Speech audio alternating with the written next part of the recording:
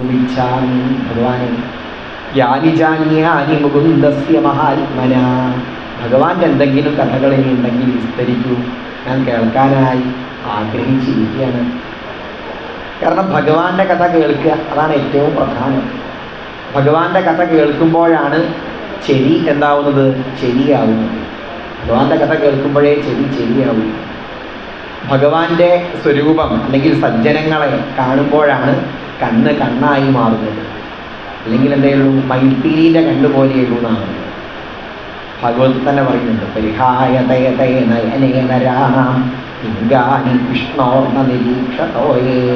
ഭഗവാനെ കാണാത്ത കണ്ണ് എന്ന് പറഞ്ഞാൽ മയിൽപ്പീലിൻ്റെ കണ്ണുപോലെയുള്ളൂ. ഭഗവാനെ നമസ്കരിക്കാത്ത ശിരസ് എന്ന് പറഞ്ഞാലോ ഉത്തമാംഗം ആവുന്നില്ല. ഉത്തമാംഗം ആവണമെങ്കിൽ ഭഗവാന്റെ പാദങ്ങളിൽ നമസ്കരിക്കണം.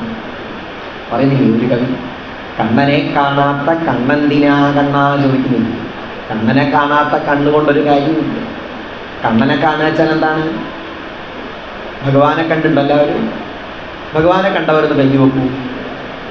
ഈ ഇരിക്കുന്നവരാരെങ്കിലും ഭഗവാനെ കണ്ടുണ്ടോ? ഞാൻ കണ്ടില്ല. നിങ്ങളെയൊക്കെ കാണുന്നില്ലേ? നിങ്ങളൊക്കെ ആരാണ്? ഭഗവത് സ്വരൂപികൾ തന്നെയാണ്. കണ്ടതൊക്കെ ആരാണ്? ഭഗവത് സ്വരൂപികളാണ്. കാണുന്നതൊക്കെ ഭഗവാനാണ്. നമ്മൾ ഹരിനാമകീർത്തനൊക്കെ രാവിലെ കാസറ്റൊക്കെ ഇടാറുണ്ട്, അല്ലെങ്കിൽ CD വയ്ക്കാറുണ്ട്. ഹരിനാമകീർത്തനത്തിന്റെ തുടക്കത്തിൽ എന്താ പറയുന്നത്? യാതൊന്നു കൺമതതു നാരായണ പ്രതിമ. എന്ത് കാണുന്നുണ്ടോ അതൊക്കെ എന്താ? നാരായണന്റെ പ്രതിമ തന്നെയാണ്. ഇപ്പൊ ഭഗവാനെ കണ്ടില്ലേ എല്ലാവരും? ഞാൻ ഭഗവാനാണ്, നിങ്ങൾ ഭഗവാനാണ്. അതുകൊണ്ടാണല്ലോ നമ്മൾ പരസ്പരം കാണുന്ന സമയത്ത് നമസ്തേ എന്ന് പറയാൻ കാരണം, അല്ലേ? ഭഗവാനാണ് ഉള്ളിലുള്ളത് കൊണ്ടാണ്, ഉള്ളിൽ ഭഗവാൻ ഉണ്ട് എന്നുള്ളത് കൊണ്ടാണ് നമസ്തേ എന്ന് പറയുന്നത്. എല്ലാവരിലും ഉണ്ട് ഈശ്വരൻ. അപ്പോൾ അച്ഛൻ്റെ ചില ഉദാഹരണത്തിലൊക്കെ കാണാൻ കഴിയും. ഗവൺമെന്റിനെ കണ്ടുണ്ടോ ചോദിക്കുന്നത് പോലെയാണ് ആളുകൾ. ഗവൺമെന്റിനെ കണ്ടുണ്ടോ ചോദിക്കും പോലെയാണ്. കണ്ടതൊക്കെ ആരാണ്? ഗവൺമെന്റ് തന്നെയാണ്. KSRTC ബസ് കാണുന്നില്ല, അത് ഗവൺമെന്റാണ്. അതുപോലെ ഗവൺമെന്റ് വിദ്യാലയങ്ങൾ കാണുന്നില്ല, അത് ഗവൺമെന്റാണ്. മന്ത്രിമാരെ കാണുന്നില്ല, അത് ഗവൺമെന്റാണ്. അങ്ങനെ നോക്കിക്കഴിഞ്ഞാൽ ഈ ഇവരൊക്കെ തെരഞ്ഞെടുത്തവരാരാ? നമ്മൾ തന്നെയല്ലേ? നമ്മളും ഗവൺമെന്റ് തന്നെയാണ്. ഈ രീതിയിൽ ചിന്തിച്ചു കഴിഞ്ഞാൽ എല്ലാവരിലും ആരുടെ ശക്തിയുണ്ട്? ഈശ്വര ശക്തി വ്യാപിച്ചിരിക്കുന്നുണ്ട്. കണ്ണനെ കാണാന്ന് പറയാൻ, കണ്ണനെ കണ്ടില്ല എന്ന് പറയണ്ട. കണ്ടതൊക്കെ ആരാണ്? ഭഗവാൻ തന്നെയാണ്. ഭഗവാന്റെ മനസ്സ് അത് ഉറപ്പാവണമെങ്കിൽ എന്ത് വേണം? ഭഗവാന്റെ കഥകൾ നിത്യവും കേൾക്കുക, എന്നിട്ടോ നന്നായി മനനം ചെയ്യുക, വിചാരം ചെയ്ത് ഉറപ്പിക്കുക. അപ്പോഴാണ് ഭഗവത് സ്വരൂപികളാണ് നമ്മൾ ഓരോരുത്തരെന്ന് മനസ്സിലാവുന്നത്. ഇനിയിപ്പോൾ ഭഗവാന്റെ കഥകൾ എന്തെങ്കിലും പറയാനുണ്ടോ? അപ്പോൾ അതാ 7 ദിവസമേ എനിക്ക് ആയുസുള്ളൂ. ഇന്നിപ്പോൾ 6ാമത്തെ ദിവസമായി. നാളെ ഇപ്പോൾ ഒരു ദിവസവും കൂടിയേ ഉള്ളൂ, ബാക്കി ഒരു ദിവസവും കൂടിയേ ഉള്ളൂ. അപ്പം ഒരു കഥയും വിട്ടുപോകരുത് വെച്ചിട്ടാണ് ചോദിക്കുന്നത്. ഭഗവാന്റെ കഥ കേൾക്കണമെന്ന് ആവശ്യപ്പെട്ടു. അങ്ങനെ ആവശ്യപ്പെട്ട സമയത്ത് പരീക്ഷിത് രാജാവിന് പറഞ്ഞു കൊടുക്കാനായി ശ്രീശുക ബ്രഹ്മർഷി ഒരു കഥ, വാസുദേവേ ഭഗവതി നിമഗ്നകൃതയോ ബ്രവീത്, ആ മനസ്സിനെ ഭഗവാനിലേക്ക് ചേർത്തും കൊണ്ടൊരു കഥകൾ വിസ്തരിച്ച് പറഞ്ഞു. എന്താണ്? അതാണ് നമ്മുടെ പ്രസിദ്ധമായ കുചേലവൃത്തം. കുചേലവൃത്തം എങ്ങനെയാണ് തുടങ്ങുന്നത്? കൃഷ്ണസ്യാസീൽ സഖാ കശ്ചിൽ ബ്രാഹ്മണോ ബ്രഹ്മവിത്തമാ. കൃഷ്ണനൊരു കൂട്ടുകാരുണ്ടായിരുന്നു എന്ന് പറഞ്ഞുകൊണ്ടാണ് തുടങ്ങുന്നത്. കൃഷ്ണൻ അംഗീകരിക്കുന്ന അതിൻ്റെ കൂട്ടുകാരനാണ് കേട്ടോ എന്ന് ഭഗവാൻ പറയുന്ന ഒരു കൂട്ടുകാരുണ്ടായിരുന്നു. അദ്ദേഹത്തിൻ്റെ പേര് ഭാഗവതത്തിൽ എന്താ പറഞ്ഞത്? ശ്രീദാമ എന്നാണ് ഭാഗവതത്തിൽ പറഞ്ഞത്. ഗുജറാത്തിലൊക്കെ ഉള്ള സാഹിത്യങ്ങളിൽ, നാടോടി സാഹിത്യങ്ങളിലൊക്കെ അദ്ദേഹത്തിൻ്റെ പേര് സുദാമ എന്നാണ്. അങ്ങനെയാണ് അവിടുത്തെ നാടോടി സാഹിത്യത്തിലൊക്കെ കാണാൻ കഴിയുക. അദ്ദേഹം ഭഗവാനോടൊപ്പം സാന്ദീപനിയുടെ ആശ്രമത്തിൽ ഒന്നിച്ച് പഠിച്ചിട്ടുണ്ടായിരുന്നു. അതാണ് കുചേലന് കിട്ടിയൊരു ഗുണം. അക്കാലത്തൊന്നിച്ചു ഗുരുകുലവാസം ചെയ്ക മൂലം ചിക്കാതൽക്കൂസാകീർത്യനായിരുന്നു വിപ്രൻ. ഭഗവാനോടൊപ്പം ഒന്നിച്ച് പഠിച്ചു എന്നുള്ള ആ ഒരു ഗുണം, അത് കിട്ടണ ഒരു ഭാഗ്യമാണല്ലോ. നമുക്കാർക്കും കിട്ടിയിട്ടുണ്ട് ആ ഒരു ഭാഗ്യം? കുചേലന് മാത്രമേ കിട്ടിയിട്ടുള്ളൂ, അതിനൊരു ഭാഗ്യം കിട്ടിയിട്ടുള്ളൂ. ഭഗവാനോടൊപ്പം പഠിക്കാനായി സാധിച്ചു. പഠിപ്പൊക്കെ കഴിഞ്ഞു. ഭഗവാന്റെ വിദ്യാഭ്യാസം 64 ദിവസം കൊണ്ട് കഴിഞ്ഞുവല്ലോ. ഭഗവാൻ ഗുരുദക്ഷിണൊക്കെ കൊടുത്തു പോകാൻ മടങ്ങിപ്പോയി. പിന്നെ കുചേലനൊന്നും ക്ലാസ്സിൽ കാണാറില്ല. സാന്ദീപനിയുടെ ക്ലാസ്സിലൊന്നും കുചേലൻ ഇരിക്കാറില്ല. കുചേലൻ എന്ന് അദ്ദേഹത്തിന് വേറൊരു പേരും കൂടിയില്ല. ഒരു ദിവസം സാന്ദീപനി കണ്ട സമയത്ത് ചോദിച്ചു, അല്ല സുധാമാവേ, അങ്ങനെന്താ ക്ലാസ്സിലേക്കൊന്നും വരാത്തത്? ഇല്ല, ഒന്നും ഉണ്ടായിട്ടില്ല. പുസ്തകം തുറന്നാൽ മയിൽപ്പീലിയും ഓടക്കുഴലും മാത്രമേ കാണുന്നുള്ളൂ. ക്ലാസ്സിലിരിക്കാനൊന്നും കഴിയുന്നില്ല എന്ന് പറഞ്ഞു. കൃഷ്ണൻ എങ്ങനെ ഓർമ്മ വരികയാണ്? സന്ദീപനി വേഗം TC കൊടുത്ത് പറഞ്ഞയച്ചു. പുസ്തകം തുറന്നാൽ മയിൽപ്പീലി കാണാൻ കഴിയുന്നുണ്ടല്ലോ, മയിൽപ്പീലിയും ഓടക്കുഴലും കാണാൻ കഴിയുന്നുണ്ടല്ലോ, ആവുക വേണ്ടത്, ഭഗവാനെ കാണാൻ സാധിക്കുക വേണ്ടത്, വളരെ നന്നായി എന്ന് പറഞ്ഞിട്ട് കുചേലനെ പറഞ്ഞയച്ചു. കുചേലൻ വിവാഹം കഴിച്ചു. മാതൃകയാവാൻ വേണ്ടി വിവാഹം കഴിച്ചു. അദ്ദേഹത്തിന് പ്രത്യേകിച്ച് വിവാഹം കഴിച്ചാലും കഴിച്ചില്ലെങ്കിലും ഒന്നൊരു കുഴപ്പമില്ല. ഒരു മാതൃകയാവാനായിട്ട് അദ്ദേഹം വിവാഹം കഴിച്ചു. ബ്രഹ്മവിത്തമ, കാരണം ഈ കുചേലൻ ആരായിരുന്നു? ബ്രഹ്മവിത്തമ, ബ്രഹ്മജ്ഞാനം, ബ്രഹ്മതത്വത്തെക്കുറിച്ചൊക്കെ മനസ്സിലാക്കിയ, വേദങ്ങളെക്കുറിച്ചൊക്കെ മനസ്സിലാക്കിയ വലിയൊരു പണ്ഡിതനായിരുന്നു, ജ്ഞാനിയായിരുന്നു. വിരക്ത ഇന്ദ്രിയാർത്ഥേഷു, ഇന്ദ്രിയ വിഷയങ്ങളോടൊന്നും താല്പര്യം ഉണ്ടായിരുന്നില്ല. ഓരോ ഇന്ദ്രിയങ്ങൾക്ക് ഓരോരോ വിഷയം ഉണ്ടല്ലോ. കണ്ണിന് കാണുക, ചെവിക്ക് കേൾക്കുക, ഒരു ദിക്കിൽ കണ്ടാൽ, ഒരു കാര്യം കണ്ടാൽ വീണ്ടും കാണുന്നുള്ള മോഹാവും. നമ്മുടെ മനസ്സും ഇന്ദ്രിയങ്ങളൊക്കെ എങ്ങനെയാണ്? ബോംബെ പോയിട്ട് കണ്ടു, വളരെ കേമായിട്ട് ബോംബെയിലൂടെയൊക്കെ നടന്നു. ഞാനാണ് വേറൊരാൾ പറയുക, ബോംബെ ഒന്നും സാരമില്ല, ബാംഗ്ലൂർ കാണുക വേണ്ടത്. ബാംഗ്ലൂരിൻ്റെ അടുത്തേക്കുണ്ടോ ബോംബെ? അങ്ങനെ ബാംഗ്ലൂരൊക്കെ പോയി കണ്ടു. എന്നെ വേറൊരാൾ പറയും, എന്ത് ബാംഗ്ലൂർ, സ്വിറ്റ്സർലാൻഡ് കാണുന്നുണ്ടാവും, ബാംഗ്ലൂരൊന്നും ഒന്നുമല്ല എന്ന് പറയും. അപ്പം എന്താ മോഹം? സ്വിറ്റ്സർലാൻഡ് കാണാനുള്ള മോഹമാണ്. സ്വിറ്റ്സർലാൻഡ് കണ്ടു കഴിഞ്ഞാൽ തോന്നും ആ സ്കോട്ട്ലാൻഡും കൂടി കാണാൻ പോകും. എത്രയായാലും കണ്ണിന് മതിയാവില്ല. ഓരോന്ന് കണ്ടിട്ട് കണ്ണ് അതിൻ്റെ വഴിക്ക് എങ്ങനെ പോകും, ചെവിയുടെ വഴിക്ക് എങ്ങനെ പോകും. എന്നാൽ ഇദ്ദേഹം അങ്ങനെയൊന്നുമല്ല. ഈ ഇന്ദ്രിയ വിഷയങ്ങളിൽ നിന്നൊക്കെ വിരക്തനായിരുന്നു. മനസ്സിനെ ഭഗവാങ്കൽ തന്നെ ഉറപ്പിച്ചും കൊണ്ട് വെച്ചവനായിരുന്നു. പ്രശാന്താത്മാ ജിതേന്ദ്രിയ, പ്രശാന്താത്മാവായിരുന്നു, പ്രശാന്തചിത്തനായിരുന്നു. ഇങ്ങനെയൊക്കെ ആയാൽ നമ്മളും ആരാവും? ഭഗവാന്റെ കൂട്ടുകാരൻ തന്നെയാവും. അതാ ഭാഗവതം പറഞ്ഞു തരുന്നത്. ഈ രീതിയിലൊക്കെ ആയാൽ നമ്മളും ഭഗവാന്റെ കൂട്ടുകാരൻ തന്നെയാവും. യത്രച്ഛയോപപന്നേന ഭക്തമാനോ വിഹാശ്രമി, എന്താണോ കിട്ടുന്നത് ആ കിട്ടുന്നതിനെ കൊണ്ട് അദ്ദേഹം തൃപ്തനാണ്, സന്തോഷിക്കുന്നവനാണ്. അങ്ങനെ നോക്കിക്കഴിഞ്ഞാൽ കുചേലൻ ദരിദ്രനാന്ന് പറയാൻ കഴിയുമോ? കഴിയില്ല. കിട്ടുന്നതിനെ കൊണ്ടൊക്കെ സന്തോഷിക്കുന്നുണ്ടെങ്കിൽ ദരിദ്രനാകുന്നില്ല, അയാൾ സമ്പന്നൻ തന്നെയാണ്. കിട്ടിയതിനെ കൊണ്ടൊക്കെ സന്തോഷിക്കാൻ കഴിയുകയാണ് ഏറ്റവും വലിയ കാര്യം. അതല്ലേ മഹാഭാരതത്തിൽ പറയുന്നുണ്ട്, സുഖാനാം തുഷ്ടിരുത്തമ, ഏറ്റവും വലിയ സുഖം എന്ന് പറഞ്ഞാൽ എന്താണ്? സന്തോഷം. അതാണ് ഏറ്റവും പ്രധാനം. ലഭ്യമായതിനെ കൊണ്ടൊക്കെ സന്തോഷിക്കാൻ സാധിക്കുക. ദരിദ്രോയസ്തു അസന്തുഷ്ട, നേരെ വിപരീതമായ ദരിദ്രനാണ്. എത്ര കിട്ടിയാലും സന്തോഷമാവില്ല എന്ന് വന്നാലോ അയാൾ ദരിദ്രനാണ്. കൊണ്ടൊരു കഥ പറയാറുണ്ട്. രണ്ടാളുകൾക്കായിട്ട് 1/2 ഗ്ലാസ് പായസം കൊടുത്തു. ഒരാൾ വളരെ സന്തോഷത്തോടു കൂടി, വളരെ നന്നായിട്ടോ 1/2 ഗ്ലാസ് പായസം തന്നത് വളരെ ഇഷ്ടമായി എന്നൊക്കെ പറഞ്ഞിട്ട് ആ പായസം കഴിച്ചു. മറ്റേയാളോ 1/2 ഗ്ലാസ് പായസം എഴുതി ആർക്കാ വേണ്ടത്, ഒരു മുഴുവൻ നിറച്ച് തന്നൂടെ, എങ്ങനെയൊക്കെയാണോ എന്നൊക്കെ ചോദിച്ച് കുടിക്കുകയും ചെയ്തു. എന്നാലും മറ്റേയാൾ സന്തോഷത്തോടു കൂടിയിട്ടാണ് കഴിച്ചത്. മറ്റേയാളോ ഒരു വിഷമത്തോട്, ഒരു പ്രാഗിങ് കൊണ്ട് ഇതാ തന്നത് എന്നുള്ള ഭാവത്തിലാണ് കഴിച്ചത്. അപ്പൊ ആദ്യത്തെ ആള് വാസ്തവത്തിൽ സന്തുഷ്ടനാണ്, സമ്പന്നനാണ്. രണ്ടാമത്തെ ആള് ദരിദ്രനാണ്. ഇതാണ് ദരിദ്രൻ സമ്പന്നൻ എന്നൊക്കെ പറയുന്ന സമയത്ത് മനസ്സിലാക്കേണ്ടത്, ഭാഗവതത്തിന്റെ ദൃഷ്ടിയിൽ മനസ്സിലാക്കേണ്ടത്. ആ നിലയ്ക്ക് നോക്കിക്കഴിഞ്ഞാൽ കുചേലൻ സമ്പന്നനാണ്. ഇപ്പൊ മഹാത്മാഗാന്ധിയോട് പറഞ്ഞാലോ, ഗാന്ധിജി അങ്ങെന്തിനാ അങ്ങനെ ഒരു തോർത്തുമുണ്ടും ധരിച്ച് നടക്കുന്നു, വേണമെങ്കിൽ ഒരു ടീഷർട്ടും ഒരു ജീൻസ് പാൻറ്റൊക്കെ ഇട്ട് നടന്നൂടെ എന്ന് ചോദിച്ചാൽ ഗാന്ധി എന്ത് പറയും? എനിക്ക് ഇത്രയേ വേണ്ടൂ, ഞാൻ അതിൽ തന്നെ തൃപ്തനാണ് എന്ന് പറയും. വേണമെങ്കിൽ ഗാന്ധിജിക്ക് സ്വർണം കൊണ്ട് തന്നെ ഒരു പാൻറ്റൊക്കെ ഉണ്ടാക്കി ധരിക്കാൻ മാത്രമുള്ള സമ്പത്തുണ്ട്. അദ്ദേഹത്തിന് ആവശ്യമില്ല, ഇത് മതി എന്ന് പറയും. അതാണ് യഥാർത്ഥ സമ്പന്നൻ എന്ന് പറഞ്ഞ അർത്ഥം. ഈ ഒരു സമ്പത്താണ് ഉണ്ടാവേണ്ടത്. മനസ്സിലാണ് ദാരിദ്ര്യവും സമ്പത്തും ഒക്കെ ഉണ്ടാവേണ്ടത്.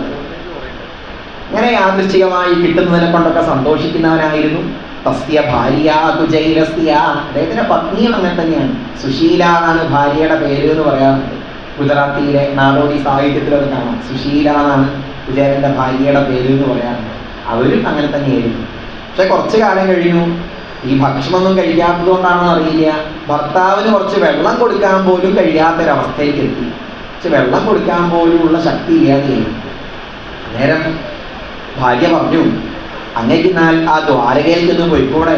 അങ്ങയുടെ കൂട്ടുകാരനല്ലേ ദ്വാരകാധീശനായ ആ ഭഗവാൻ. ഭഗവാന്റെ അടുത്തേക്ക് പോയാൽ ഭഗവാനോട് ചോദിച്ചാൽ എന്തും ഭഗവാൻ തരികയും ആസ്തേതുനാദ്വാരവത്യാം ഭോജവൃഷ്ണ്യന്ധകേശ്വര സ്മരതപാദകമലം ആത്മാനമപി യച്ഛതി. തന്നെ കൊടുക്കുന്നവനല്ലേ ഭഗവാൻ. ഭാഗവതത്തിലെ ഈ ശ്ലോകത്തിന്റെ അടിസ്ഥാനത്തിലാണ് തോന്നുന്നു മേൽപ്പത്തൂർ ഒരു ശ്ലോകം എഴുതിയിട്ടുണ്ട്. നമ്രാണാം സന്നിധത്തെ സതതമപി പുനസ്തൈരനഭ്യർത്ഥിതാനഭ്യർത്ഥാൻ കാമാൻ അജസ്രം വിതരതി പരമാനന്ദ സാന്ദ്രാം ഗതിം ച. നമിക്കുന്നവർക്ക് എന്തും കൊടുക്കുന്നവനാണ് ഭഗവാൻ എന്നാവുന്നത്. എന്തും ഭഗവാൻ തരുമോ നമുക്ക്?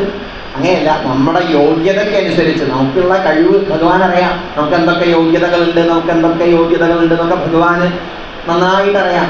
ആ ഒരു അവസ്ഥയ്ക്കനുസരിച്ച് വേണ്ടതൊക്കെ ഭഗവാൻ നമുക്കായി നൽകും. അങ്ങനെയാ മനസ്സിലാക്കേണ്ടത്. ചോദിക്കുന്നതൊക്കെ ഭഗവാൻ കൊടുക്കും എന്നല്ല. പരമാനന്ദ സാന്ദ്രാം ഗതിം ച. വേണമെങ്കിൽ മോക്ഷത്തെയും പരമാനന്ദവും ഭഗവാന് കൊടുക്കാൻ കഴിയും, അതും ഭഗവാൻ നൽകും.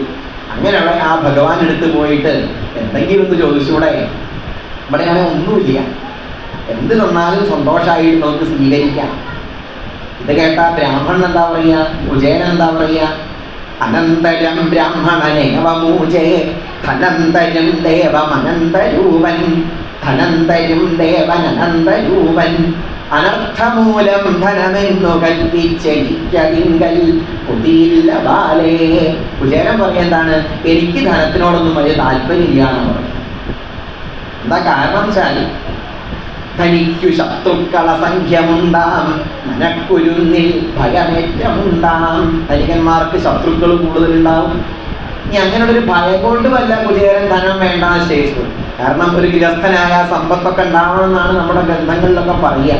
പക്ഷേ കുചേരൻ ഗൃഹസ്ഥാശ്രമത്തെയും അതിക്രമിച്ച് ഭഗവാനിലേക്ക് എത്തിക്കഴിഞ്ഞു. അപ്പൊ വാഹനങ്ങളും റൂട്ട് മാപ്പൊക്കെ ഏത് വരെ വേണ്ടു? ലക്ഷ്യത്തിലേക്ക് എത്തുന്നത് വരെയല്ലേ വേണ്ടു. നമ്മൾ ഇവിടുന്ന് ബോംബെക്ക് പോകാൻ വിചാരിക്കാം, കാറിലോ ട്രെയിനിലോ ഒക്കെ കയറി പോകും. ബോംബെയിൽ എത്തിക്കഴിഞ്ഞാലോ ട്രെയിനിൽ ഇറങ്ങണ്ടേ? ട്രെയിനിൽ തന്നെ ഇരിക്കാൻ പറ്റുമില്ല, ഇരിക്കാൻ പാടില്ല.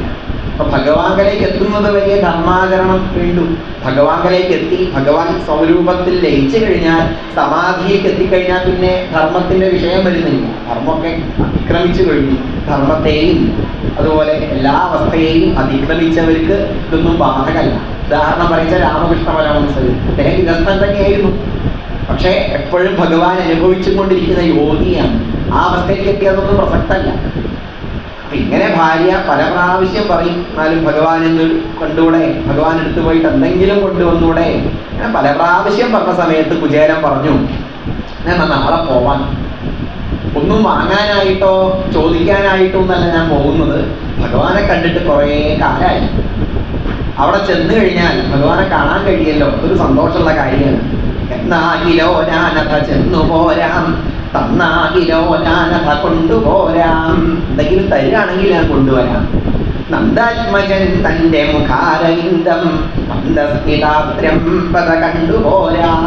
ഭഗവാന്റെ ആ സ്വരൂപം കാണാൻ കഴിഞ്ഞാൽ തന്നെ വളരെ ഭാഗ്യമാണ്. അതുകൊണ്ട് ഭഗവാനെ കാണാൻ പോകുന്ന സമയത്ത് എന്തെങ്കിലും ഒന്ന് കൊടുക്കണം. വെറും കൈയോട് കൂടി പോകാൻ വയ്യാന്ന് പറഞ്ഞു. ഈ സ്ത്രീ അവിടെയൊക്കെ നടന്നു, യാചിച്ചു. കുറച്ച് അവില് കിട്ടി. ആ അവില് തൻ്റെ പാക്ക് ചെയ്യാൻ വേറൊന്നും സാധനമൊന്നും ഇവിടെ ഇല്ല, ശീലൊന്നും വേറെ ഇല്ല. തൻ്റെ വസ്ത്രത്തിൻ്റെ ഒരു ഭാഗം തന്നെ മുറിച്ച് അതിൽ ആ അവില് വെച്ച് ഭർത്താവിൻ്റെ കയ്യിലേക്ക് കൊടുത്തു.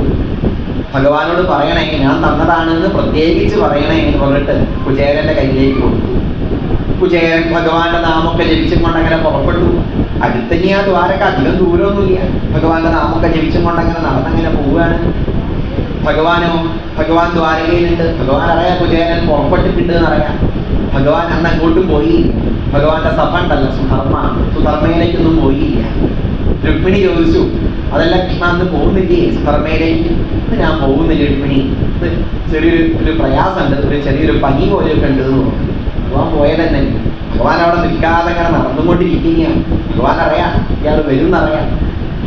അങ്ങനെ ഭഗവാൻ ഇങ്ങനെ നോക്കി നിൽക്കുന്ന സമയത്താണ് കുചേരൻ അങ്ങനെ നടന്നങ്ങനെ കയറി വരുന്നത്. ഭഗവാൻ അങ്ങനെ കണ്ടത്. താഴെ തന്റെ വാഗസ്യേനെ ദൂരത്തു കണ്ടു. ദൂരത്തായി നടന്നങ്ങനെ വരുന്നത് അങ്ങനെ കണ്ടു. ഭഗവാൻ വേഗം അവിടെ നിന്ന് ഇറങ്ങിപ്പോയി എന്നാണ്.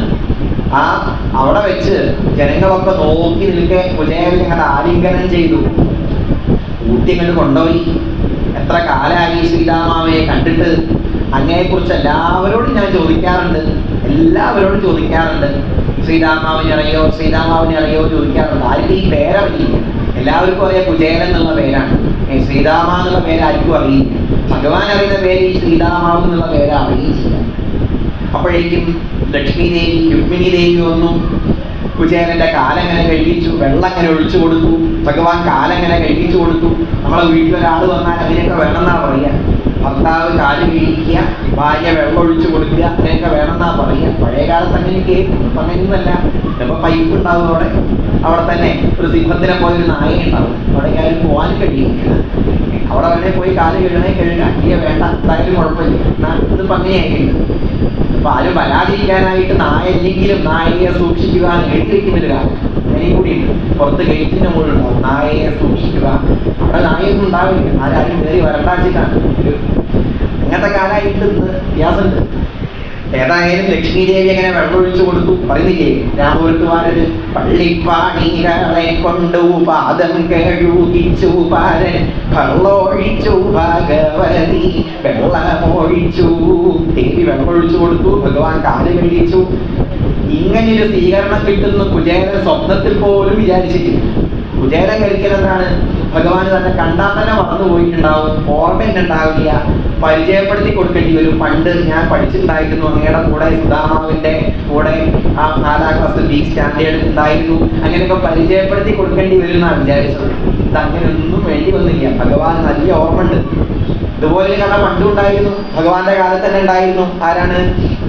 ദ്രുപദനും ദ്രോണനും രണ്ടുപേരും ഒരുമിച്ച് പഠിച്ചതാണ്.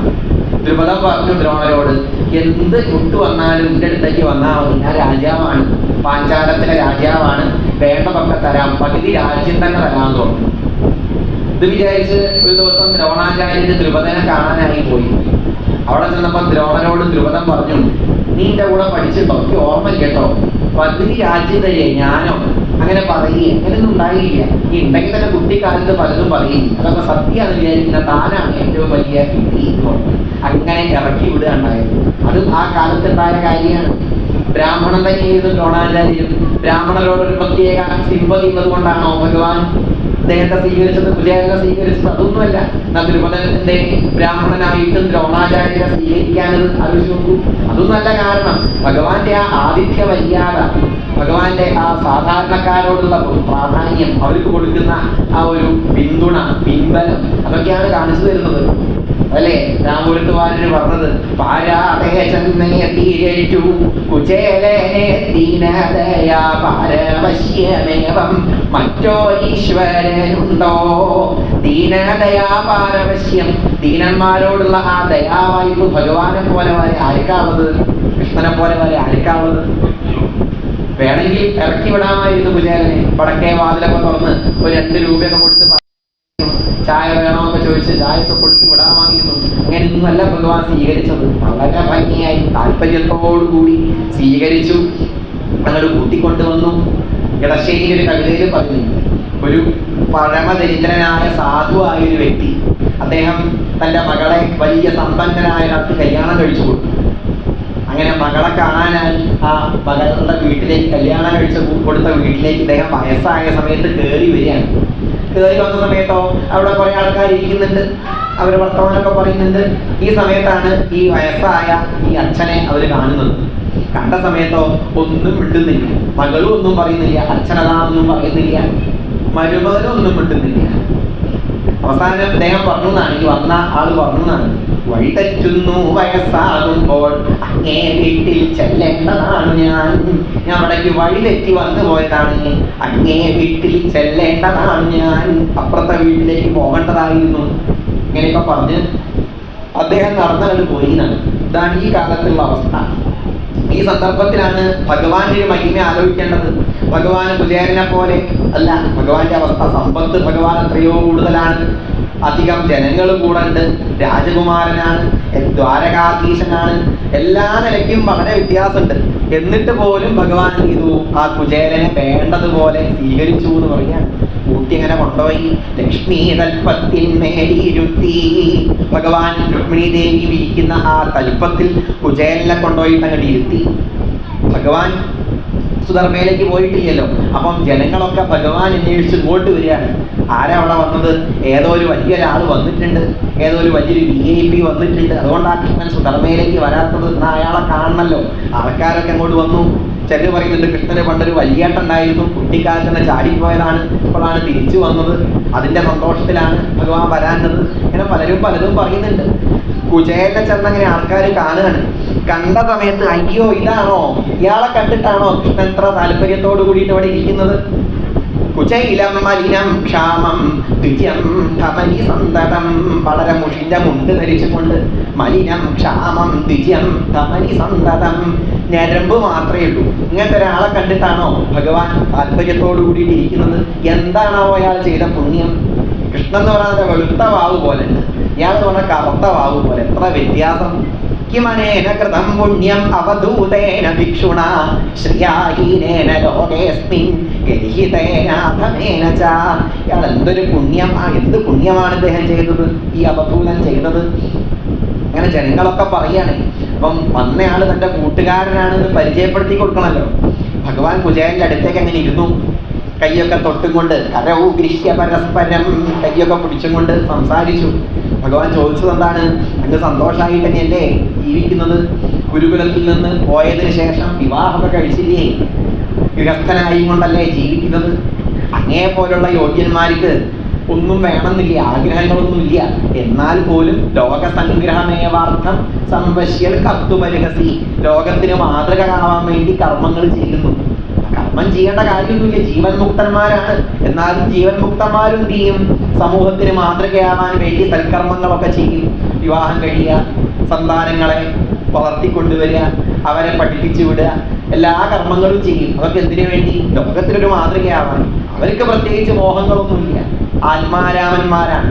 ആത്മാരാമൻ ചെന്നർത്ഥം നമുക്ക് ലഭിക്കാൻ AC വേണം, TV വേണം, ഫാന് വേണം, ഫ്രിഡ്ജ് വേണം, വാഷിംഗ് മെഷീൻ വേണം, ഇതൊക്കെ ഉണ്ടെങ്കിൽ ഫേസ്ബുക്ക് വേണം, വാട്സപ്പ് വേണം. ഇതൊക്കെ ഉണ്ടെങ്കിൽ നമുക്ക് സന്തോഷമാവുള്ളൂ. എന്നാൽ ആത്മാരാമന്മാർക്കോ ഇതൊന്നും വേണ്ട, തന്നിൽ തന്നെ സന്തോഷിക്കാൻ കഴിയുന്നവരാണ്. അങ്ങനെയുള്ളവരാണ് ജീവൻ മുക്തന്മാർ എന്ന് പറഞ്ഞാൽ. പിന്നെ അവരും കർമ്മം ചെയ്യും. എന്തിനു വേണ്ടി? ലോകസംഗ്രഹാർത്ഥം, ലോകത്തിനൊരു മാതൃകയാവാനായി കർമ്മം ചെയ്യുന്നു. ശ്രീകൃഷ്ണനും അങ്ങനെ തന്നെയാണ്. ഭഗവാൻ ഇപ്പോൾ ഒന്നും വേണമെന്നില്ല. ഗൃഹേഷു ഗൃഹവാനിവ എന്നാണ്. ഗൃഹത്തിലിരിക്കുന്നുണ്ടെങ്കിലും ഗൃഹവുമായി യാതൊരൊട്ടലും ഭഗവാനില്ല. ഏതുപോലെ രാമകൃഷ്ണ പരമഹംസർ പറയുന്നില്ല, ഈ ചക്ക മുറിക്കുന്ന സമയത്ത് അതിന് മുകളിലുള്ള വിളങ്ങി പറ്റാതിരിക്കാനായി ആദ്യം തന്നെ ഒരു വെളിച്ചെണ്ണ പുരട്ടണം എന്ന് പറയും. വെളിച്ചെണ്ണ പുരട്ടിയും കൊണ്ട് ചക്ക മുറിച്ചാലോ ആ ചക്കയുടെ വിളങ്ങിയൊന്നും കയ്യിൽ പറ്റില്ല. അതുപോലെ ഭഗവാൻ എന്ത് ചെയ്യുന്നു? കർമ്മങ്ങളൊക്കെ ചെയ്യുന്നു. അതിനോടൊന്നും യാതൊരൊട്ടലും ഭഗവാനില്ല. സംഘം ലവലേശമില്ലാന്നർത്ഥം. സംഘമില്ലാതെ കർമ്മം ചെയ്യുന്നു. അതാണ് അങ്ങനെയാണ് യോഗ്യന്മാരൊക്കെ കർമ്മം ചെയ്യുക. ലോകത്തിന് മാതൃകയാവാനായി അങ്ങനെ ചെയ്യുന്നു എന്ന് മാത്രം. അങ്ങും അങ്ങനെയാണെന്ന് എനിക്കറിയാം. എന്നാലും അങ്ങ് സന്തോഷമായിട്ട് തന്നെയല്ലേ ജീവിക്കുന്നത്? അങ്ങ് ഓർക്കുന്നില്ലേ ആ ഗുരുനാഥന്റെ ഗൃഹത്തിൽ, ഗുരുകുലത്തിൽ താമസിച്ചതൊക്കെ അങ്ങ് ഓർക്കുന്നില്ലേ? 64 ദിവസങ്ങളെ കൊണ്ട് വിദ്യാഭ്യാസമൊക്കെ കഴിഞ്ഞു. ഞാൻ പോകുന്ന സമയത്ത് ഗുരുനാഥൻ എന്നെ അനുഗ്രഹിച്ചിട്ടുണ്ടായിരുന്നു. അങ്ങനത്തെ ഒരു അനുഗ്രഹം കൊണ്ടാണ് ഞാൻ ഇന്നും വലിയ കുഴപ്പമൊന്നുമില്ലാതെ ജീവിക്കുന്നത്. നമ്മളെ വിറകിന് വേണ്ടി പറഞ്ഞയച്ചില്ലായിരുന്നോ ഗുരുപത്നി? വിറകൊടിക്കാനായി തങ്ങും ഞാനും കൂടി പോയി. രാത്രി വിറകൊക്കെ ഒടിച്ച് കെട്ടാക്കി വെച്ചു. നേരം വല്ലാതെ മഴ പെയ്തു. മഴ പെയ്ത സമയത്തോ വഴി പഴച്ചുപോയി. എങ്ങോട്ടാ പോകേണ്ടത് എന്നറിയാതെ നമ്മൾ കുടുങ്ങിപ്പോയി. ആ സമയത്ത് തിരഞ്ഞെഴുന്നള്ളി മഹാമുനീന്ദ്രൻ പിറന്നു നമ്മെ പതി കണ്ട നേരം അനുഗ്രഹിച്ചു വിവിധ പ്രകാരം. മനസ്സിലുണ്ടോ തവ ഭൂസുരേന്ദ്ര? വേണ്ടതുപോലെ അനുഗ്രഹിച്ചത് അങ്ങ് ഓർക്കുന്നില്ലേ? ആ അനുഗ്രഹം കൊണ്ടാണ് ഗുരോരനുഗ്രഹേണൈവ മാൻ പൂർണ്ണ പ്രശാന്തയേ.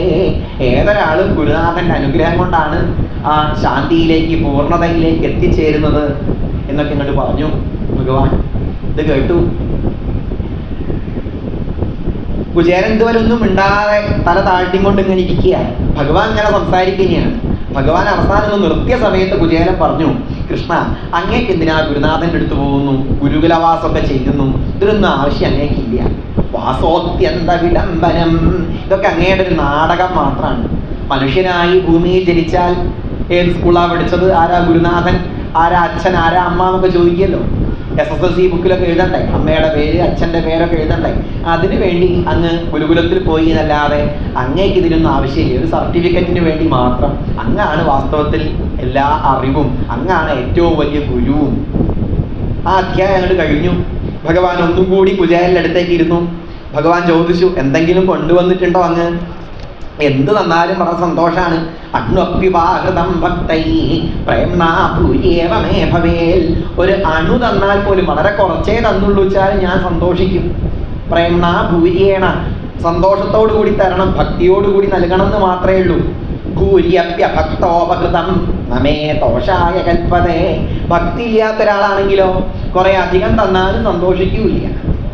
കുറെ അധികം കണ്ടു നൽകി. ഭക്തി ഇല്ലാത്ത ഒരാളാണ്, കാഴ്ച വെക്കാൻ വേണ്ടി ഭഗവാന്റെ മുമ്പിൽ കുറെ അങ്ങോട്ട് കൊടുത്തു സമർപ്പിച്ചു എന്നൊക്കെ ജനങ്ങളെ കാണിക്കാൻ വേണ്ടി തരികയാണെങ്കിലോ ഭഗവാൻ അങ്ങനെ സന്തോഷിക്കുന്നില്ല. ഭക്തി ഇല്ലാത്ത ഉള്ള ഒരാളാണെങ്കിൽ അല്പം കൊടുത്താലും ഭഗവാൻ സന്തോഷിക്കും. പറയുന്നില്ലേ, കൈക്കേലർത്ഥമൊന്നുമില്ല എൻ്റെ ഭക്തന്മാർ എനിക്കർപ്പിക്കും, കഴിക്കും കാഞ്ഞിരക്കൂരുവും എനിക്കമൃതം. കയ്യിലൊന്നുമില്ലാത്ത ഒരാള് ലേശം കാഞ്ഞിരക്കുരു തന്നാൽ പോലും ഭഗവാൻ സന്തോഷിക്കും. ഇത് കേട്ടിട്ട് നാളെ ആരും കാഞ്ഞിരക്കുരൊന്നും കൊണ്ടുവരരുത്, ഇവിടെ വലിയൊരു നവീകരണം നടക്കാൻ പോവുകയാണ്. കാഞ്ഞിരക്കുരുൻ്റെ വക എന്ന് പറഞ്ഞ് കൊടുത്താലൊന്നും പോരാ, ധാരാളം സമർപ്പിക്കുക. സാധാരണ പറയും പോലെ പറഞ്ഞത് മാത്രം. ഭഗവാൻ അത്രയുള്ളൂ, എന്ത് തന്നാലും ഭഗവാൻ സന്തോഷിക്കും. ഒന്നുമില്ലാത്ത ഒരാള് പ്രത്യേകം പറഞ്ഞിട്ടുണ്ട്, ഒന്നുമില്ലാത്ത ഒരാള് കഴിക്കും കാഞ്ഞിരക്കൂരും എനിക്കമൃതം.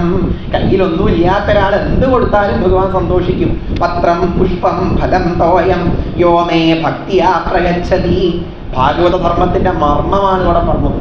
പത്രം ഒരു ഇലയാവട്ടെ, ഒരു പുഷ്പമാവട്ടെ, ഒരു ഫലമാവട്ടെ, തോയമാവട്ടെ, എന്തായാലും ഞാൻ സന്തോഷിക്കും. പത്രം എന്ന് പറഞ്ഞാൽ ഇല. ആരാ ഭഗവാൻ ഇല കൊടുത്തത്? പാഞ്ചാലി ഒരു ഇല കൊടുത്തിട്ടുണ്ട്. ആ ഇല കൊടുത്തതിന്റെ പേരിൽ ഭഗവാൻ പാഞ്ചാലിയെ വേണ്ട സമയത്തൊക്കെ അനുഗ്രഹിച്ചു. പുഷ്പം, ആരാ പുഷ്പം കൊടുത്തത്? ഗജേന്ദ്രൻ. ഗജേന്ദ്രന്റെ പുഷ്പം മാത്രമേ ഭഗവാന് കിട്ടിയുള്ളൂ എന്നാണ് ഭഗവാൻ പറഞ്ഞത്. ഭക്തിയോടുകൂടി സമർപ്പിച്ചതാണ് ഗജേന്ദ്രൻ. ആ പുഷ്പം ഭഗവാൻ സ്വീകരിച്ചു. ഫലം, ഫലം എന്ന് പറഞ്ഞാൽ പഴം, ശബരി കൊടുത്തതായ പഴം, അതും ഭഗവാൻ സ്വീകരിച്ചു. തോയം, രന്തിദേവന്റെ തോയം, അതും ഭഗവാൻ സ്വീകരിച്ചു. എന്ത് തന്നാലും ഞാൻ സന്തോഷിക്കും. എന്തെങ്കിലും കൊണ്ടുവന്നിട്ടുണ്ടോ? ഭഗവാൻ എന്താ നോക്കുന്നത്? നമ്മുടെ മനോഭാവമാണ് നോക്കുന്നത്. ഭഗവാൻ നമ്മൾ കൊടുക്കുന്ന വസ്തുവിന് എത്ര പൈസ ഉണ്ട് അതല്ല ഭഗവാൻ ശ്രദ്ധിക്കുന്നത്. കൊടുക്കുന്ന നമ്മുടെ മനസ്സ്, അത് ഹൃദയം ശുദ്ധമാണോ, മനസ്സ് സമർപ്പിക്കാനുള്ള ആ ഒരു ഭാവത്തിലാണോ, ആ വിശാല ചിന്തയൊക്കെ ഉണ്ടോ, അതേ ഭഗവാൻ ശ്രദ്ധിക്കുന്നുള്ളൂ.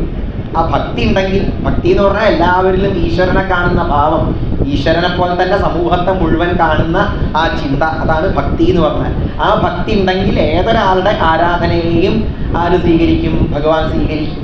ഒരു വടിയില്ല ഭഗവാൻ. അതാണല്ലോ 8 കിലോ സ്വർണം പൂജിച്ചാൽ കിട്ടുന്ന സെമന്തകരത്നത്തിന്റെ ഉടമയായ സത്രാജിത്തിന്റെ മകളാണ് സത്യഭാമ.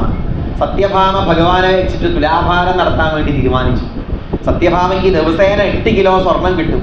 അച്ഛൻ ആരാണ്? സെമന്തകരത്നത്തിന്റെ ഉടമസ്ഥനാണ്. 8 കിലോ സ്വർണം പൂജിച്ചാൽ കിട്ടും. ഈ സ്വർണം മുഴുവൻ കൊണ്ടുവന്ന് വെച്ചു.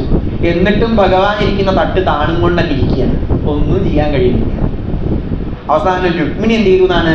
2 തുളസിപ്പൂ എടുത്തിട്ട് ആ തട്ടിന്റെ മുകളിൽ വെച്ചു. സുഖമായിട്ട് അവിടെ ഭഗവാനെ തൂക്കാൻ കഴിഞ്ഞു. തുലാഭാരം ഭംഗിയായിട്ട് നടന്നു.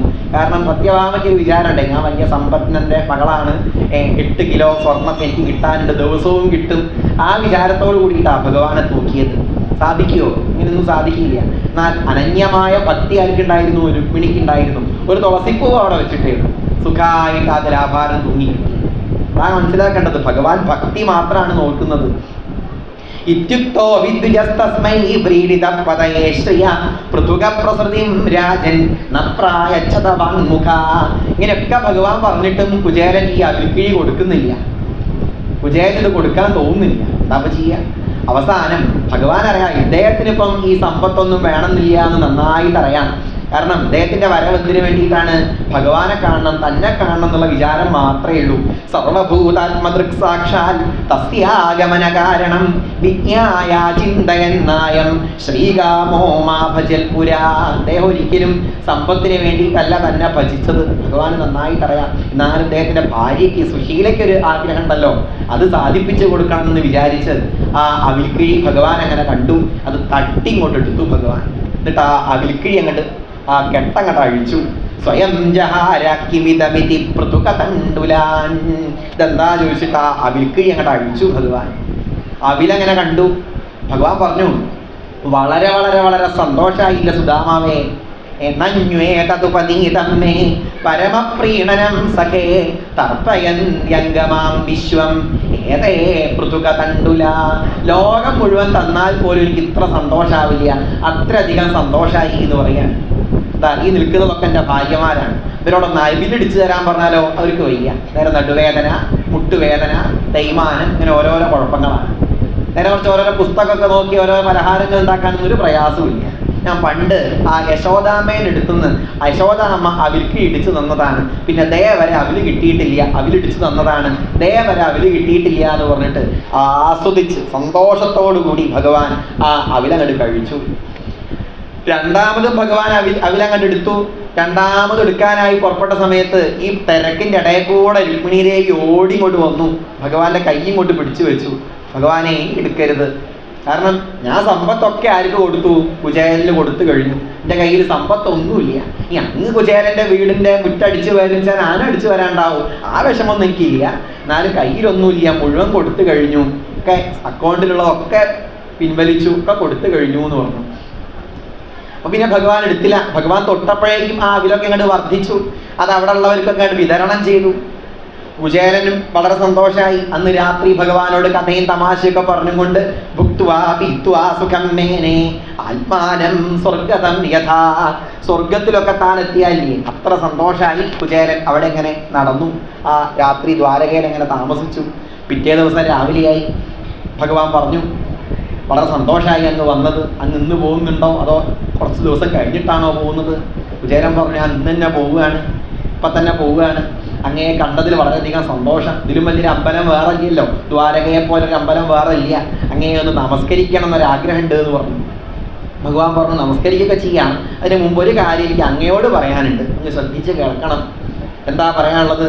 അതോ കായഭേദമുണ്ടെന്നാലും രണ്ടല്ലാവാമൂഭോ ജീവൻ പോയാലും ഇരിക്കുമ്പോഴും എന്നറിഞ്ഞാലും ശ്രീയും താവസ്ത്രീയുമെന്നും ഒന്നെന്ന പാദം തന്നെ യജ്ജായയോടു പറഞ്ഞേക്കൂ മമ വചനം. കായഭേദമുണ്ടെന്നാലും, കായം എന്ന് പറഞ്ഞാൽ എന്താണ്? സാമ്പാർ ഇടുന്ന കായാണോ? അല്ല, കായം എന്ന് പറഞ്ഞാൽ ശരീരം. ശരീരം കൊണ്ട് വ്യത്യാസം ഉണ്ടെങ്കിലും കായഭേദമുണ്ടെന്നാലും രണ്ടല്ലാവാമൂഭവും. നമ്മൾ രണ്ടുപേരും രണ്ടല്ല, നമ്മൾ രണ്ടുപേരും ഒന്നാണ്, ഒരു വ്യത്യാസമില്ല. ആത്മാവ് എന്നുള്ള നിലയ്ക്ക് പറയുകയാണെങ്കിൽ അങ്ങയുടെ ഉള്ളിലുള്ള ഈശ്വരനും എൻ്റെ ഉള്ളിലുള്ള ഈശ്വരനും ഒന്നാണ്, ഒരു വ്യത്യാസമില്ല. രണ്ടാമത് പറഞ്ഞു, സ്ത്രീയും താപസ്ത്രീയുമെന്നും ഒന്നെന്ന പാദം തന്നെ യജ്ജായയോടു പറഞ്ഞേക്കൂ മമ വചനം. എൻ്റെ ഭാര്യ രുക്മിണി ദേവി ഉണ്ടല്ലോ, രുക്മിണി ദേവിയും അങ്ങയുടെ ഭാര്യ സുശീലയും രണ്ടുപേരും ഒരുപോലെയാണ്, ഒരു വ്യത്യാസമില്ല. ലക്ഷ്മി ദേവിയുടെ അംശം തന്നെയാണല്ലോ എല്ലാ സ്ത്രീകളും. അതാ ഭഗവാൻ പറഞ്ഞത്. അവിടെ പോയിട്ട് പറഞ്ഞോളൂ എന്ന് പറഞ്ഞു. കുചേലൻ ഭഗവാനെ നമസ്കരിച്ചു. വെള്ളം കാണുന്നവരെ കൂടെ പോകണം എന്നൊക്കെയാ പറയുക. ഒരാൾ വന്നാലേ വെള്ളം കാണുന്നവരെ കൂടെ പോകണം എന്നാ പറയുക. അപ്പൊ വെള്ളം കാണാൻ പ്രയാസമൊന്നുമില്ല. ദ്വാരകയുടെ ചുറ്റും എന്താണ്? കടലാണ്. വെള്ളം കാണാനൊന്നും പ്രയാസമില്ല. ഭഗവാൻ കൂടെ ചെന്നു. കുചേലനെ പറഞ്ഞയച്ചു. കുചേലൻ നടന്നങ്ങനെ പോയി. ഈ വിളക്കിൽ നിന്ന് അകലുമ്പോഴാണല്ലോ ഇരുട്ട് കുറേശ്ശെ വരിക. കുചേലൻ എങ്ങനെ ആലോചിച്ചു, ഭഗവാൻ എന്നെ വളരെ ഭംഗിയായി സൽക്കരിച്ചു, വേണ്ടതുപോലെയൊക്കെ സ്വീകരിച്ചു. ഇങ്ങനെ ഒരു സ്വീകരണം കിട്ടുമെന്ന് ഞാൻ വിചാരിച്ചിട്ടേ ഇല്ല. എന്തൊരു ഐശ്വര്യമാ ഭഗവാൻ എടുത്തുള്ളത്. ഞാനാവട്ടെ ബാഹ്യമായി നോക്കുകയാണെങ്കിൽ ഒരു സമ്പത്തുള്ളവനല്ല. വാഹം ദരിദ്രപ്പാപിയാൻ കൃഷ്ണ ശ്രീനികേതന. ഞാൻ പരമദരിദ്രൻ, ഒന്നുമില്ലാത്ത ഒരാള്. ഭഗവാനോ, ഭഗവാൻ ലക്ഷ്മി ദേവിയുടെ ഭർത്താവ്. അങ്ങനെയുള്ള ഭഗവാൻ എന്നെ ആലിംഗനം ചെയ്തില്ലേ, കൂട്ടിക്കൊണ്ടുപോയില്ലേ. ലക്ഷ്മി ദേവിയാണ്, രുക്മിണിയാണ് വെഞ്ചാമരം കൊണ്ട് വീശി തന്നത്. ഇങ്ങനെയൊരു സ്വീകരണമൊന്നും എനിക്ക് കിട്ടുമെന്ന് ഞാൻ വിചാരിച്ചില്ല. ഭഗവാന്റെ ആ ഒരു കൃപാകടാക്ഷം, തമ്പുരാനോളം കൃപയില്ല മറ്റാർക്കുമേ. കൃഷ്ണനെ പോലെ ഇത്രയും ഒരു കൃപ വേറെ ആർക്കുമില്ല, യാതൊരു സംശയവും ഇല്ല. ഭഗവാൻ എന്തുകൊണ്ടായിരിക്കും എന്നോട് എന്തെങ്കിലും വേണോ കുചേല എന്നൊന്നും ചോദിക്കാനത്? പണം വേണോ എന്നൊന്നും ചോദിച്ചില്ല. ഭഗവാൻ എന്തേ ചോദിക്കാനത്? ഭഗവാൻ അറിയില്ലേ വീട്ടിലെ അവസ്ഥകളൊക്കെ? എന്നിട്ട് എന്തുകൊണ്ടേ ഭഗവാൻ ചോദിക്കാനത്? കുചേലൻ ആലോചിച്ചു. നമ്മളാണെങ്കിൽ എന്താ പ്രാഗും ഭഗവാൻ. ഇത്രയൊക്കെ സമ്പത്തുണ്ടായിട്ടും കോടാനുകോടി രൂപ ഉണ്ടായിട്ടും ഒരു 50 പൈസ പോലെ എനിക്ക് തരാതല്ല പറഞ്ഞയച്ചില്ലേ. കൃഷ്ണനെ പ്രാഗിയിട്ടുണ്ടാവും. നമ്മളാണെങ്കിൽ ഒന്നും തരാതെ വിട്ടില്ലേ നമ്മളാണെങ്കിൽ വിചാരിക്കും. നമ്മളാണെങ്കിൽ നിങ്ങൾ വിചാരിക്കുന്നല്ല, ഒരുപക്ഷെ ഞാൻ വിചാരിച്ചിട്ടുണ്ടാവും. പക്ഷെ കുചേലനാണെങ്കിലോ അതുപോലും ഭഗവാന്റെ അനുഗ്രഹമായിട്ട് കണ്ടു എന്നുള്ളതാണ്. അതാണ് കുചേലന്റെ മഹത്വം. കുചേലൻ പറയാണ്, വിചാരിക്കുകയാണ്, അധനോയം ധനം പ്രാപ്യ മാത്യഞ്ഞുച്ചയർന്ന മാം സ്മരേത് ഇതി കാരുണികോ നൂനം ധനം മേ ഭൂരിനാദാൽ. അധനോയം ധനം പ്രാപ്യ, ധനമൊന്നുമില്ലാത്ത എനിക്ക് പെട്ടെന്ന് കുറേ അധികം സമ്പത്തും കൊണ്ട് ഉണ്ടായിക്കഴിഞ്ഞാലോ, ധനം കുറേ അങ്ങോട്ട് കൂടിക്കഴിഞ്ഞാൽ, ഇടയ്ക്ക് കാണാറില്ല ലോട്ടറി ഒക്കെ അടിച്ചവർ ബമ്പർ പ്രൈസൊക്കെ കിട്ടിയ ആൾക്കാർ നശിച്ചു പോവുക ചെയ്യുക, അധികം ഉണ്ടാവുക. 6 മാസം കൊണ്ട് തന്നെ പഴയതിനേക്കാൾ മോശമായിട്ടാവും. കാരണം പണമൊക്കെ അങ്ങോട്ട് ദൂർത്തടിച്ച് കളയും. അതുപോലെ ഭഗവാനെ മറക്കും. വെറും ലൗകിക കാര്യങ്ങളിൽ അങ്ങോട്ട് ഭ്രമിച്ച് നശിച്ചു പോവാൻ സാധ്യത ഉണ്ട്. തൻ്റെ ഭക്തൻ അങ്ങനെ നശിച്ചു പോകണ്ടെന്ന് വിചാരിച്ചിട്ടായിരിക്കും ഭഗവാൻ ഒന്നും ചോദിക്കാണ്ടത്. ഭഗവാൻ തരാഞ്ഞത് പോലും ഭഗവാന്റെ അനുഗ്രഹമായി കുചേലൻ കണ്ടു. കുചേലന്റെ ആ ഒരു മാനസിക വികാസം ആലോചിച്ച് നോക്കൂ. ഭഗവാൻ തരാത്തത് പോലും ഭഗവാന്റെ അനുഗ്രഹമായിട്ട് കാണുകയാണ്. ഇങ്ങനെ നമുക്ക് കഴിയുമോ? കഴിഞ്ഞാൽ നമ്മൾ രക്ഷപ്പെട്ടു, നമ്മളും കുചേലനെ പോലെയായി. അത്രേ വേണ്ടു. ഭഗവാൻ നമുക്ക് പലതും നൽകിയിട്ടുണ്ട്. അത്യാവശ്യം വലിയ കുഴപ്പമൊന്നുമില്ല, അത്യാവശ്യം രോഗങ്ങളൊന്നും, ആരോഗ്യമൊക്കെ ഉണ്ട്, രോഗങ്ങളൊന്നുമില്ല, അത്യാവശ്യം സമ്പത്തൊക്കെ ഉണ്ട്. നമ്മളെക്കാൾ എത്രയോ അധികം കഷ്ടപ്പെടുന്നവരില്ലേ ഈ ലോകത്തിൽ. ആഫ്രിക്കൻ രാജ്യങ്ങളിലൊക്കെ ഒരു നേരം ഭക്ഷണം പോലും കഴിക്കാൻ ഗതിയില്ലാത്ത ആൾക്കാരുണ്ട്. നമ്മൾ അങ്ങനെയാണോ ജീവിക്കുന്നത്? അതിനേക്കാളൊക്കെ എത്രയോ നിലവാരത്തിലല്ലേ നമ്മൾ ജീവിക്കുന്നത്. അങ്ങനെ ആലോചിക്കില്ല നമ്മൾ ആരെക്കുറിച്ചാണ്, നമ്മൾ ആരോടാ താരതമ്യം ചെയ്യുക? ഞാൻ അദാനിയെ പോലെ ആയിരിക്കല്ലോ, അംബാനിയെ പോലെ ആയിരിക്കല്ലോ. അങ്ങനെയാണ് നമ്മൾ ആലോചിക്കുക. നമ്മളെ അവസ്ഥ നമ്മൾ താരതമ്യം ചെയ്യാതിരുന്നാൽ തന്നെ നമുക്ക് എന്തുണ്ടാവും? സമാധാനം ഉണ്ടാവും. വേറെ ആൾക്കാരായിട്ട് താരതമ്യം ചെയ്യാതിരുന്നാൽ തന്നെ സ്വൈരം ഉണ്ടാവും, മനസ്സിന് ശാന്തി ഉണ്ടാവും. കുചേലൻ തൻ്റെ ആ ഒരു അവസ്ഥ ഭഗവാൻ അനുഗ്രഹിച്ചതാണ് എന്ന് തന്നെ സങ്കല്പിച്ചു. അതാണ് കുചേലന്റെ മനസ്സ്. ആ മനസ്സാണ് നമുക്കും കിട്ടേണ്ടത്. ഇതിനാണ് ഈ കുചേലവൃത്തൊക്കെ കേൾക്കേണ്ടത്. അങ്ങനെ കേട്ടാൽ, ഇങ്ങനെ മനസ്സിലാക്കിയാൽ നമ്മുടെ ഉള്ളിലൊരു ദാരിദ്ര്യം ഉണ്ടാവില്ല. കുചേലവൃത്തം വായിച്ചാലും അവിൽക്കിഴി സമർപ്പിച്ചാലും ദാരിദ്ര്യം തീരുന്നല്ലേ ഫലശ്രുതിയായി പറഞ്ഞത്. ഈ രീതിയിൽ കുചേലനെ പോലെ ആയാൽ നമ്മുടെ മനസ്സിലും ഒരു ദാരിദ്ര്യം ഉണ്ടാവില്ല. ഏതായാലും കുചേലൻ അങ്ങനെ നടന്നങ്ങനെ പോയി തൻ്റെ ഗൃഹത്തിനടുത്ത് അങ്ങനെ എത്തി. തൻ്റെ ഗൃഹത്തിനടുത്തെത്തിയപ്പോഴോ തൻ്റെ ഗൃഹമൊന്നും അവിടെ കാണുന്നില്ല. ആ സ്ഥാനത്ത് അതിഗംഭീരമായൊരു കൊട്ടാരം അങ്ങനെ കാണുന്നുണ്ട്. തങ്കത്തൂണത്തളുർപ്പുള്ളൊരു കിണർകുളം ഗോപുരം ഗോപുരശ്രീ തങ്കും തട്ടും കളിത്തട്ടിട വഴികൾ മഹാസ്ഥാനമാസ്ഥാനമാർഗം. 4 കവലകൾ, അവിടേക്ക് കടന്നു വരാനുള്ള വലിയ ഗോപുരങ്ങൾ, ആ ഗൃഹത്തിലേക്ക് കയറി ചെല്ലാനായിട്ട് കുറേ ഗോപുരങ്ങൾ, ഇങ്ങനെയൊക്കെ ആയിട്ടൊരു കൊട്ടാര സദൃശമായ ഒരു സ്ഥലം അവിടെ ഇങ്ങനെ കണ്ടു, ഒരു ഗൃഹം അവിടെ ഇങ്ങനെ കണ്ടു. കുചേലന് സംശയമായി.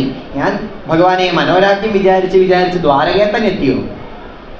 4 ഭാഗത്തേക്ക് നോക്കിയ സമയത്തോ ചുറ്റുവട്ടമൊക്കെ തൻ്റെ ഗൃഹത്തിൻ്റെ പരിസരം പോലെ തന്നെ ഉണ്ട്, വ്യത്യാസമൊന്നുമില്ല. അല്ല, തൻ്റെ ഗൃഹം തന്നെയാണ്. ഇനി ആരെങ്കിലും ഇവിടെ വന്ന് കയ്യേറിയോ? സംശയമായി.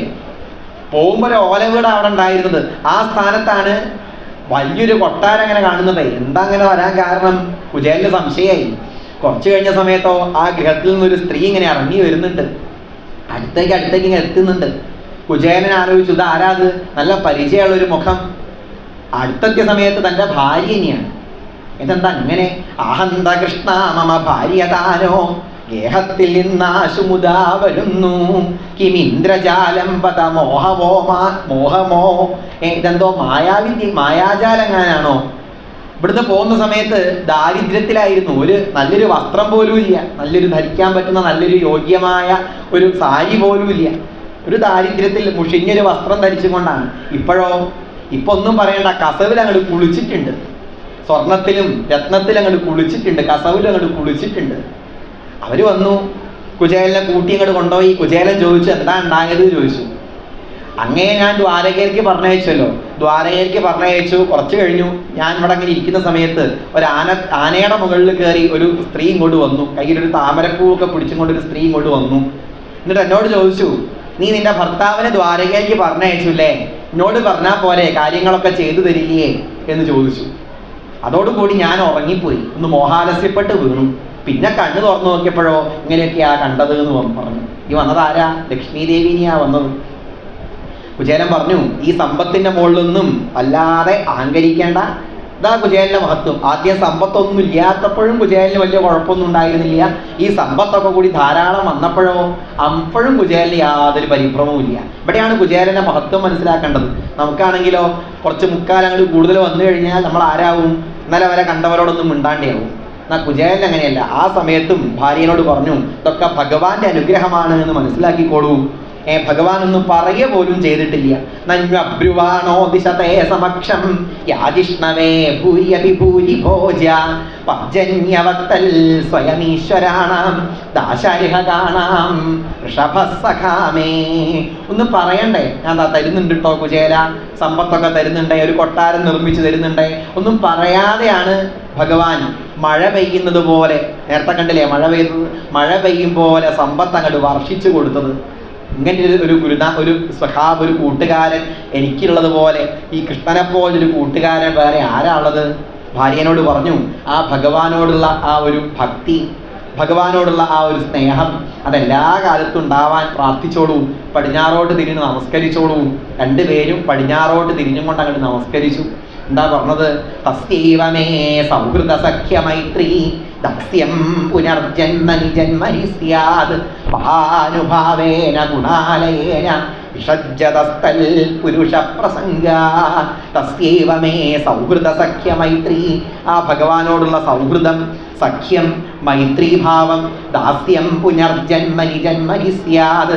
എത്ര ജന്മങ്ങൾ ഉണ്ടായാലും ഈ ജന്മങ്ങൾ ഉണ്ടായി വരും. എത്ര ജന്മങ്ങൾ ഉണ്ടായാലും ഭഗവാനോടുള്ള ബന്ധത്തിന് ഒരു കുറവും വരരുതേ എന്നാണ് കുചേലൻ പ്രാർത്ഥിച്ചത്. അതുതന്നെയാണ് നമുക്കും പ്രാർത്ഥിക്കാനുള്ളത്. ഈ ജന്മം കൊണ്ട് തന്നെ മോക്ഷം കിട്ടുമെന്ന് പറയാൻ കഴിയുമോ? ഒരു ഉറപ്പുമില്ല. ഈ ജന്മങ്ങൾ ഉണ്ടാവാം, എത്ര ജന്മങ്ങൾ ഉണ്ടായാലും കുഴപ്പമൊന്നുമില്ല. ഭഗവാനോട് എന്തുണ്ടാവുക? ആ ഭക്തി ഉണ്ടാവുക, ഭഗവത് കഥകൾ കേൾക്കാനുള്ള സൗഭാഗ്യം കിട്ടുക. ഇതൊക്കെ ഉണ്ടായി മനസ്സിനെ ശുദ്ധമാക്കി നമുക്ക് ജീവിക്കാൻ കഴിഞ്ഞാലോ നമുക്കും അവസാനം കുചേലൻ എത്തിച്ചേർന്നതുപോലെ ആ ഭഗവത് പദത്തിലേക്ക് എത്തിച്ചേരാനായി സാധിക്കും. അവസാനം കുചേലൻ ഭഗവാൻ നൽകിയ എല്ലാ സമ്പത്തും അനുഭവിച്ചു, ഒന്നും ഒഴിവാക്കിയിട്ടില്ല. ഇത്തം വ്യവസിതോ ബുദ്ധിയ ഭക്തോദീ വചനാർദ്ദനേ വിഷയാൻ ജായാത്യക്ഷ്യൻ ബുഭുജേ നാതിലംബട. എല്ലാ വിഷയങ്ങളും അനുഭവിച്ചു. എങ്ങനെയാ അനുഭവിച്ചത്? ഉപേക്ഷിച്ചും കൊണ്ട് അനുഭവിച്ചു എന്നാണ് പറഞ്ഞത്. ത്യജിച്ചും കൊണ്ട് അനുഭവിച്ചു. എങ്ങനെയാ ത്യജിച്ചും കൊണ്ട് അനുഭവിക്കാൻ കഴിയുക? ത്യജിച്ചും കൊണ്ട് അനുഭവിക്കാൻ കഴിയുമോ? ത്യജിച്ചു കഴിഞ്ഞാൽ നമ്മളിപ്പോൾ നമ്മുടെ വസ്തു ഉപേക്ഷിച്ചു കഴിഞ്ഞാൽ പിന്നെ നമുക്കത് ഉപയോഗിക്കാൻ പറ്റില്ല. ഇപ്പോൾ നമ്മുടെ മൊബൈൽ ഫോൺ ഒഴിവാക്കി വലിച്ചെറിഞ്ഞു കഴിഞ്ഞാൽ പിന്നെ മൊബൈൽ ഉപയോഗിക്കാൻ പറ്റുമോ? കഴിയില്ലല്ലോ. ഇനി എങ്ങനെയാ ത്യജിച്ചും കൊണ്ട് അനുഭവിച്ചു എന്ന് പറഞ്ഞ അർത്ഥം? ഉപേക്ഷിച്ചും കൊണ്ട് അനുഭവിച്ചു എന്ന് പറഞ്ഞ എന്താ അർത്ഥം? അതിനോടുള്ള ആ ആസക്തി, ഒട്ടല്, എൻ്റെ എന്നുള്ള വിചാരത്തെ ഒഴിവാക്കി. ഇതൊക്കെ ആര് നൽകിയതാണ്? ഭഗവാൻ നൽകിയതാണ്. നമുക്ക് സമ്പത്തുണ്ടെങ്കിലും നമുക്ക് അധികാരം ഉണ്ടെങ്കിലും ജോലി ഉണ്ടെങ്കിലും ഇതൊക്കെ നമ്മുടെ മാത്രം ശക്തിയല്ല, ഭഗവാൻ നൽകിയ അനുഗ്രഹമാണ്. ആ ഭാവം ഉണ്ടായാൽ മതി. ഒന്നും വേണ്ടാന്ന് എവിടെയും പറഞ്ഞിട്ടില്ല. സമ്പത്ത് ഉണ്ടാക്കണ്ടാന്നോ, വീട് വെക്കണ്ടാന്നോ, കുടുംബം വേണ്ട പോലെ മുന്നോട്ട് പോകണ്ടാന്നോ, ദാരിദ്ര്യത്തിൽ തന്നെ ഇരിക്കണമെന്നോ എവിടെയും പറഞ്ഞിട്ടില്ല. ഉപനിഷത്തിലും വേദങ്ങളിലൊക്കെ എന്താ പറഞ്ഞത്? ഭൂത്യൈന പ്രമതിതവ്യം എന്നാ പറഞ്ഞത്. ഐശ്വര്യത്തോടുകൂടി ജീവിക്കൂ, കുശലാന്മാ പ്രമതിതവ്യം, കുശലതയോടുകൂടി ജീവിക്കൂ, ഒരു തരത്തിലുള്ള കുറവും വരുത്തണ്ട. ഇതൊക്കെ കിട്ടി നമ്മൾ അനുഭവിക്കുമ്പോഴും എന്ത് വിചാരിക്കണം? ഭഗവാന്റെ പ്രസാദമാണ് എന്ന് വിചാരിക്കണം. അത്രയേ വേണ്ടൂ. ഞാൻ എല്ലാ കർമ്മങ്ങളും അങ്ങേക്ക് വേണ്ടി ചെയ്യുന്നു, അങ്ങ് നൽകിയ പ്രസാദമാണ് ഈ സമ്പത്ത് മുഴുവൻ എന്ന വിചാരം ഉണ്ടായാൽ മതി. എന്നാ ഒന്നിനോടും ആസക്തി ഉണ്ടാവില്ല. പായസം കഴിക്കേണ്ടെന്ന് എവിടെയും പറഞ്ഞിട്ടുണ്ടോ? പായസം കഴിക്കാം, കുഴപ്പമൊന്നുമില്ല. പായസം കഴിക്കേണ്ടത് പായസം ഉണ്ടാക്കി വെച്ച ചരക്കിലേക്ക് അങ്ങോട്ട് ചാടാൻ പാടുണ്ടോ? ചാടിക്കഴിഞ്ഞാലോ പായസത്തിൽ വീണ് സിദ്ധി കൂടും, അത്രേ ഉണ്ടാവുള്ളൂ. പായസം എങ്ങനെയാ കഴിക്കുക? ചരക്കിലുണ്ടാക്കി വെച്ച പായസം ഒരു ഗ്ലാസ്സിലേക്ക് എടുക്കുക, അത് വളരെ സന്തോഷമായിട്ട് കഴിക്കുക. അങ്ങനെ കഴിച്ചാലോ എന്നാ പായസം അനുഭവിക്കാനായി. ഇതേപോലെ വേണം. ഒന്നിനോടും എന്തുണ്ടാവണ്ട? ആസക്തി ഉണ്ടാവണ്ട. ഉപനിഷത്തിൽ പറയുന്നുണ്ട്, ഒരു ചിന്തകൻ പറയുന്നുണ്ട്, ഇപ്പൊ നമ്മൾ കടൽ തീരത്ത് പോയി ഇരിക്കുകയാണെങ്കിൽ കടലിലെ ആ സൗന്ദര്യങ്ങളൊക്കെ കാണാം, തിരമാലകളൊക്കെ പൊങ്ങി വരുന്നതൊക്കെ കാണാം. പക്ഷെ കടലിലേക്ക് അങ്ങോട്ട് ഇറങ്ങിപ്പോയാലോ കടലിൽ മുങ്ങിപ്പോകും. അപ്പൊ എങ്ങനെയാ കടൽ തീരത്തിരുന്ന് ആസ്വദിക്കേണ്ടത്? കടൽ കണ്ടും കൊണ്ട് ആസ്വദിക്കുക. അതുപോലെ എല്ലാ സമ്പത്തും അനുഭവിക്കാം, ഒന്നും വേണ്ട എന്ന് പറയുന്നില്ല. അതിനോട് എന്തുണ്ടാവണ്ട? ഒട്ടലുണ്ടാവണ്ട എന്ന് മാത്രം. കുചേലന്റെ ആ മനോഭാവം, ഭഗവാൻ ആദ്യ സമ്പത്തൊന്നും ഇല്ലാത്തപ്പോഴും അദ്ദേഹത്തിനൊരു വിഷമം ഉണ്ടായില്ല. സമ്പത്തൊക്കെ അധികം കണ്ട സമയത്തോ കിട്ടിയ സമയത്തോ, അപ്പൊ അധികം കിട്ടിയ സമയത്തും ഒരു വിഷമോ, ഒരു അധികം സന്തോഷം അല്ലെങ്കിൽ അധികം ഒരു അഹങ്കാരം അതും കുചേലനുണ്ടായിരുന്നില്ല. അദ്ദേഹത്തിന്റെ മനസ്സ് എപ്പോഴും എങ്ങനെയായിരുന്നു? ഒരുപോലെയായിരുന്നു. ഇനിയാ വേണ്ടത്. നമ്മൾ പലപ്പോഴും നേരെ തിരിച്ചാണ്ടാവുക. ഒന്നുമില്ലാത്ത സമയത്ത് നമ്മൾ പറയും ഒക്കെ ഭഗവാൻ നമ്മളെ കുലുക്കി എന്ന് പറയും, ഭഗവാൻ നശിപ്പിച്ചു എന്ന് പറയും, അല്ലെങ്കിൽ ഭഗവാന്റെ അനുഗ്രഹം ഇല്ലാത്തത് കൊണ്ടാണെന്ന് പറയും. കുറെ കിട്ടിക്കഴിഞ്ഞാലോ സമ്പത്തും സൗഭാഗ്യങ്ങളൊക്കെ ധാരാളം ഉണ്ടായാലോ തൻ്റെ മിടുക്കാണ് എന്നും പറയും. ഭഗവാൻ രണ്ടും എങ്ങനെ കണ്ടു? കുചേലൻ രണ്ടും ഭഗവാന്റെ അനുഗ്രഹമായി തന്നെ കണ്ടു. ഭഗവാന്റെ ഗീതയിലെ ഉപദേശത്തിന്റെ അതേ ആശയം കുചേലൻ സ്വന്തം ജീവിതത്തിൽ നടപ്പിലാക്കി എന്നുള്ളതാണ്. എന്താണ്? സുഖദുഃഖേ സമേകൃത്വ ലാഭാലാഭൗ ജയാജയൗ തതോ യുദ്ധായ യുജ്യസ്വ നൈനം പാപമവാപ്സ്യസി എന്ന് ഭഗവത്ഗീതയിൽ പറയുന്നില്ലേ?